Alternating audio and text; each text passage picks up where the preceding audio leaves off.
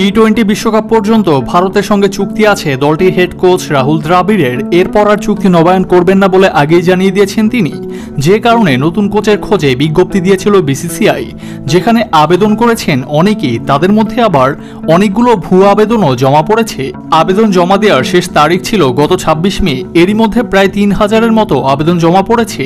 লম্বা এ তালিকায় আছে অনেকগুলো ভুয়া আবেদনও। দেশটির গণমাধ্যম টাইমস অব ইন্ডিয়া জানায়, জীবনে কখনো ক্রিকেট খেলেননি এমন প্রার্থীও আবেদন করেছেন কোচ হওয়ার জন্য।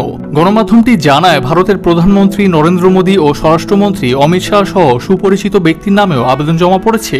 আবার ক্রিকেটারদের মধ্যে আছে ভারতীয় কিংবদন্তি ক্রিকেটার সচিন টেন্ডুলকার ও মহেন্দ্র সিং ধোনির নামও। অথচ বাস্তব জীবনে তারা কোচ হওয়ার জন্য কোনো আবেদন করেননি বলে জানা গেছে। বিসিসিআই এক কর্মকর্তার উদ্ধৃতি দিয়ে ইন্ডিয়ান এক্সপ্রেস জানায়, গত বছরও বিসিসিআই একই সমস্যার মুখোমুখি হয়েছিল।